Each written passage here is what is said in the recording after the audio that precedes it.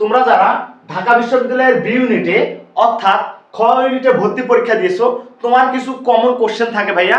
কি কোশ্চেন যে ভাইয়া বি ইউনিটের রেজাল্টটা কবে দিবে? ফার্স্ট কোশ্চেন তোমাদের থাকে যে বি ইউনিটের রেজাল্টটা কবে দিবে, মেরিট পজিশন কত দূর পর্যন্ত যেতে পারে ভাইয়া, এবং হচ্ছে কাটমার্কটা কত হতে পারে, এই বিষয়গুলো জানতে চাই।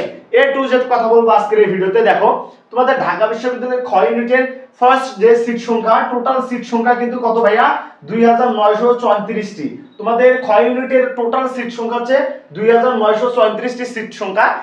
এই 2934টার মধ্যে বিভাগ চেঞ্জ করে পরীক্ষা দেওয়া যায়, অর্থাৎ এ বি সি ইউনিট হচ্ছে কি সবাই এখানে পরীক্ষা দিতে পারবে।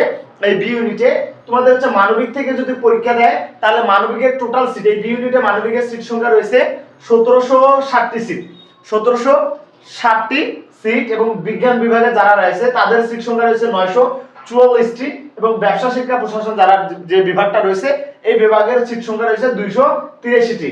এই ঢাকা বিশ্ববিদ্যালয়ের বি ইউনিটে যারা মানবিক থেকে পরীক্ষা দিবে তারা শুধু মানবিক থেকেই মানবিক শিক্ষার্থীদের সাথে লড়াই করবে, শুধু তারাই এখানে রেজাল্ট শিটটা যে রেজাল্টটা দিবে শুধু মানবিক শিক্ষার্থীদের উপর মেরিট পজিশন মেধা তালিকা প্রকাশ করবে। আর বিজ্ঞান থেকে যারা দিবে তারা শুধু বিজ্ঞান শিক্ষার্থীদের সাথে মেধা তালিকা প্রকাশ করবে। ব্যবসা শিক্ষা হচ্ছে কি যারা ব্যবসা শিক্ষা শিক্ষার্থী তাদের সাথে রিলেটেড করে কিন্তু মেরিট প্রকাশ করবে, মানে কেউ কারো সিটটা নিতে পারবে না। তার মানে এই মানবিক শাখা যে 1760টা সিট, তোমরা শিওর থাকো এখন যদি আমি এটা মেরিট পজিশন নিয়ে কথা বলি, এই 1760টা সিট সংখ্যা মিনিমাম তোমরা শিওর থাকো ওয়েটিং থেকে হলেও এটা কিন্তু আসলে 2200 প্লাস ক্রস করবে। তোমাদের এখানে 1760টা সিট, এইটা ধরে রাখো যে তোমার মিনিমাম 2200 কিংবা 2000 কিংবা 2200 প্লাস সিট কিন্তু ক্রস করবে। এখন হচ্ছে বিজ্ঞান বিভাগে যারা রয়েছে 944টা সিট, এইটা 100% ধরে রাখো এইটা মিনিমাম 1500 পর্যন্ত যাবে। এইটা মিনিমাম 1500 পর্যন্ত তোমাদের মেরিট লিস্টে তোমাদের ভর্তির সময় ডাকা হবে, কারণ অনেক শিক্ষার্থী আছে ভালো সাবজেক্ট না পেলে ভর্তি হবে না, তার নিজের পছন্দের ক্যাম্পাস কিংবা বাড়ির কাছের ক্যাম্পাসে ভর্তি হবে। এটা দেখো ব্যবসা শিক্ষায় 283টা সিট সংখ্যা আছে, এটা মিনিমাম 500 পর্যন্ত ধরে রাখো যে 500 পর্যন্ত যাবে ইনশাআল্লাহ, ওয়েটিং পর্যন্ত হলেও 500 পর্যন্ত যাবে।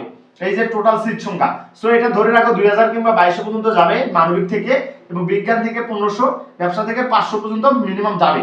এখন দেখো তোমাদের ঢাকা বিশ্ববিদ্যালয়ের বি ইউনিটে মোট পরীক্ষা হয় হচ্ছে 100 মার্কের, এখানে হচ্ছে এমসিকিউ হয় 60 মার্কের, এবং হচ্ছে লিখিত হচ্ছে 40 মার্কের, টোটাল হচ্ছে 100 মার্কের ভর্তি পরীক্ষা হয়। এবং এই 100-র মধ্যে এই এমসিকিউতে আলাদা আলাদা করে পাস আছে, এমসিকিউতে যারা আলাদা আলাদা করে পাস করবে তাদের খাতাটাই কিন্তু এই লিখিতটা দেখা হবে।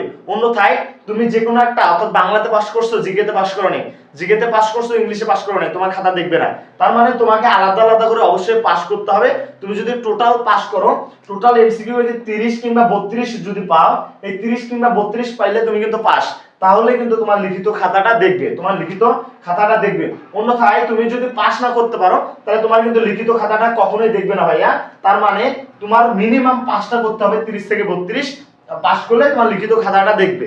এখন হচ্ছে তাহলে কাটমার্কটা কত হতে পারে ভাইয়া একটু বলেন। কাটমার্ক হচ্ছে তোমাদের, তুমি যদি একদম সেফ জোন ধরে রাখো, তুমি যদি 80 কিংবা 75 পাও, 80 কিংবা 75 পাও উইদাউট এই যে উইদাউট জিপিএ না, তোমাদের হচ্ছে উইথ জিপিএ যদি 80 কিংবা 85 পাও, কত ভাইয়া? তোমরা যদি হচ্ছে 80 কিংবা 85 কিংবা 75 এর মধ্যে যদি থাকো উইথ জিপিএ যদি 80, 85 কিংবা 75 পাও, তাহলে কিন্তু তুমি ঢাকা বিশ্ববিদ্যালয়ের খ ইউনিটে শিওর ভাইয়া তুমি একটা সিট পাবা, শিওর কনফার্ম। এবং যদি বলি যে উইদাউট জিপিএ যদি বলি, তাহলে উইদাউট জিপিএ হলে তোমাদের কত হচ্ছে, যদি 55 কিংবা 60 প্লাস থাকো, 55 কিংবা 60 প্লাস, অর্থাৎ হচ্ছে 55 কিংবা 60 প্লাস যদি থাকো, তাহলে কিন্তু তুমি ঢাকা বিশ্ববিদ্যালয়ে একটা সিট কনফার্ম পাবা। এখন কথা হচ্ছে ভাইয়া এই 55 60 হচ্ছে উইদাউট জিপিএ, আর উইথ জিপিএ 80 কিংবা 85 কিংবা 75। এখন যারা হচ্ছে 60 থেকে 70 এর পর্যন্ত আসো, এর মাঝামাঝি আসো, তোমরা ওয়েটিং থেকে আশা রাখতে পারো, অর্থাৎ হচ্ছে 60 থেকে তোমাদের হচ্ছে 70 পর্যন্ত যারা আছো তোমরা আশা রাখতে পারো।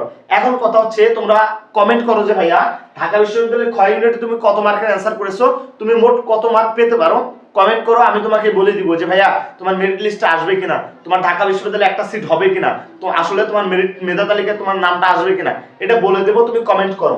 যে কোনো ধরনের আপডেট তথ্য পাওয়ার জন্য তোমরা আমাদের ইউটিউব চ্যানেলটা সাবস্ক্রাইব করে রাখো ভাইয়া, যাতে পরবর্তীতে আপডেট দেওয়ার সাথে সাথে তুমি পেয়ে যাও। এখন কথা হচ্ছে ভাইয়া খ ইউনিটের রেজাল্ট কবে দিবে এটা একটু বলেন। খ ইউনিটের ঢাকা বিশ্ববিদ্যালয়ের খ ইউনিটের রেজাল্ট জানুয়ারির ফার্স্ট উইকে দেওয়ার কথা, জানুয়ারির ফার্স্ট উইকে দেওয়ার কথা। তোমরা শিওর থাকো জানুয়ারির ফার্স্ট উইকে কিন্তু তোমাদের ঢাকা বিশ্ববিদ্যালয়ের খ ইউনিটের রেজাল্টটা দেওয়ার কথা।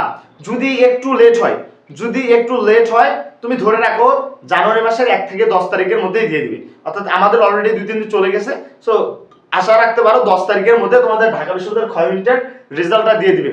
এখন যে কোনো ধরনের আপডেট তথ্য সবার আগে পাওয়ার জন্য সাবস্ক্রাইব করে রাখো, যাতে পরবর্তীতে ভিডিও আপলোড দেওয়ার সাথে সাথে তোমার কাছে চলে যায়।